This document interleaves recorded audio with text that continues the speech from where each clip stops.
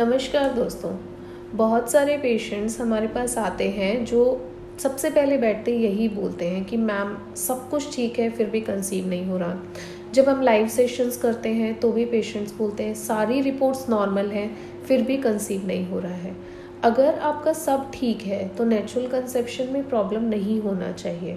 तो क्या फैक्टर्स ऐसे हो सकते हैं जो कि नेचुरल कंसेप्शन के लिए रिस्पॉन्सिबल होते हैं और उसमें दिक्कत हो सकती है। आज की ये वीडियो आखिर तक ज़रूर देखें ताकि आपको जानने को मिले कि सब ठीक है पर फिर भी कंसीव क्यों नहीं हो रहा है।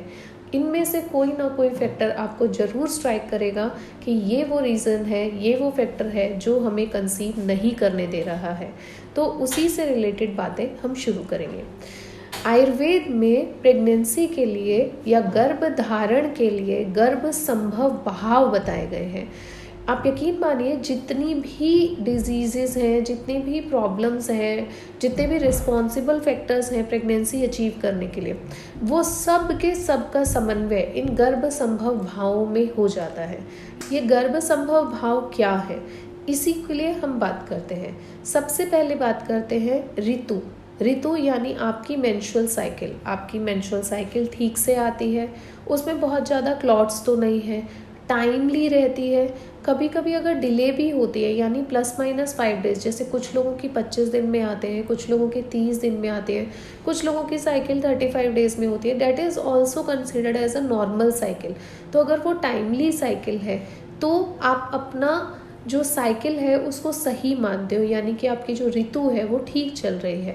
ऋतु में एक और फैक्टर आता है डेट इज़ ओव्यूलेशन, यानी कि आपके जो अंडाशय हैं वहाँ से जो फॉलिकल रिलीज़ होते हैं उसमें से जो oocyte रिलीज़ होता है वो सही समय पर और सही साइज़ पर रिलीज़ होता है। अब वो आप कैसे चेक करते हैं, वो आप फॉलिकुलर मॉनिटरिंग में चेक करते हैं। तो फॉलिकुलर मॉनिटरिंग कराकर आप ये जांच सकते हैं कि आपका ओव्यूलेशन ठीक है या नहीं है।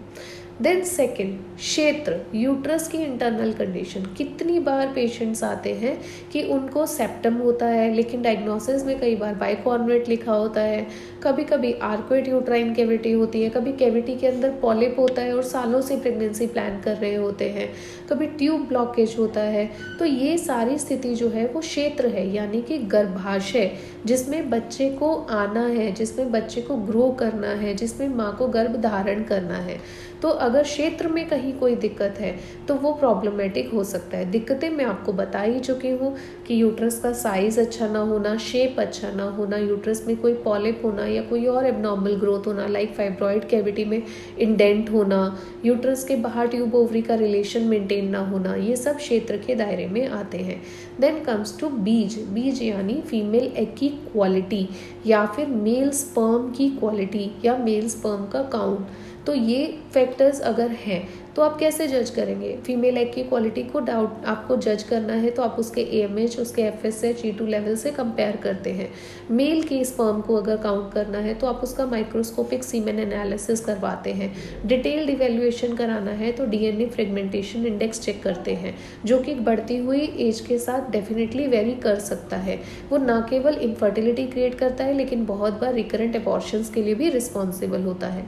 Then comes to womb. Uterus में जहाँ पर बेबी इम्प्लांट होना है वहाँ तक सही तरीके से ब्लड वेसल्स जा भी रही है नहीं, ब्लड फ्लो जा रहा है नहीं जा रहा, रेजिस्टेंस तो हाई नहीं है यूट्राइन आर्टरीज का, पल्सेटिव इंडेक्स तो हाई नहीं है, मायोमेट्रियल कॉन्ट्रैक्शंस कितनी है, वॉल्यूम कितना है, बहुत सारे फैक्टर्स ऐसे जो आपको अम्बू के दायरे में देखने होते हैं।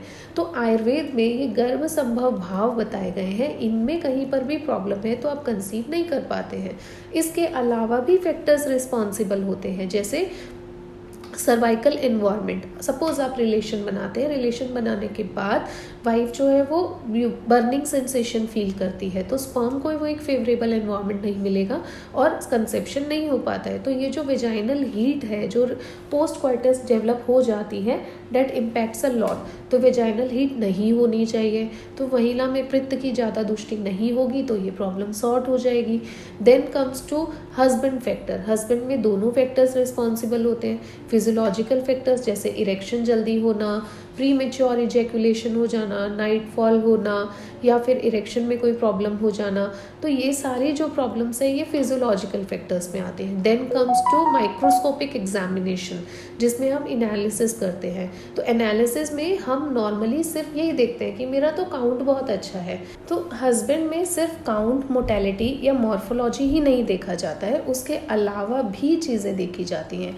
जैसे लिक्विफेक्शन टाइम कितना है। सपोज किसी का लिक्विफेक्शन टाइम बहुत ज़्यादा है, तो स्पर्म को जितना ज़्यादा समय लगेगा सीमेन को लिक्विफाई होने के लिए, स्पर्म उतना ही टाइम लेगा ट्रैवल करके वेजाइना से यूट्राइन कैविटी में जाने के लिए।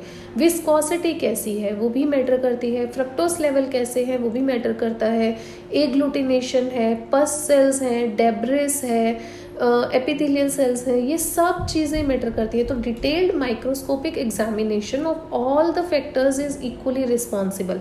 कितने केसेस हमने ऐसे देखे हैं सिर्फ लिक्विफेक्शन टाइम ठीक करने से कंसेप्शन हो जाता है, कितने केसेस देखे हैं जिसमें सिर्फ एग्लूटिनेशन रिकवर करते हैं और पेशेंट कंसीव कर जाता है, कितने ही केसेस में पायोस्पर्मिया की वजह से पेशेंट सालों कंसीव नहीं कर पाते हैं। तो ये फैक्टर्स भी इक्वली रिस्पॉन्सिबल होते हैं। Then comes to cohabitation time period also. बहुत सारे लोगों को नॉर्मली अगर आप प्लान करने के लिए बोलते हैं तो कोई दिक्कत नहीं होती, लेकिन विद द टाइम पीरियड उनके लिए रिलेशन बनाना एक टास्क बन जाता है कि हम इतने लंबे टाइम से ट्राई कर रहे हैं, तो अब बस आप ये दिन बता दो एक टास्क है, ये खत्म करेंगे और काम हो जाना चाहिए। This doesn't happen in practical life.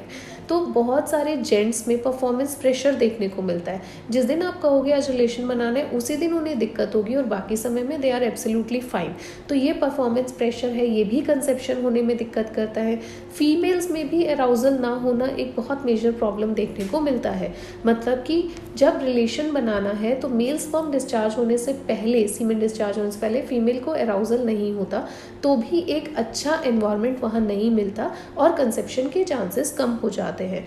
Next is कोहिबिशन time period पर आप मेंटली कितना प्रेजेंट हो वो बहुत मैटर करता है। स्ट्रेस फैक्टर कितना है। आप 12 घंटे की जॉब करने के बाद थक हार के अगर ट्राई करोगे तो रिजल्ट नहीं मिलेंगे, आप रिलैक्स होकर प्लान करोगे तो आपको रिजल्ट्स मिल जाएंगे। तो अब की बार जब आप ये कहो कि मेरा सब ठीक है और फिर कंसीव नहीं हो रहा, तो एक बार स्टेप बाय स्टेप ये जितने फैक्टर्स पर मैंने बात की है एक बार इनके बारे में सोचिएगा और देखिएगा कि कहाँ दिक्कत आ रही है कि आप कंसीव नहीं कर पा रहे। डेफिनेटली आपको आपका आंसर शायद मिल ही जाएगा। Have a good day, have a healthy fertile life.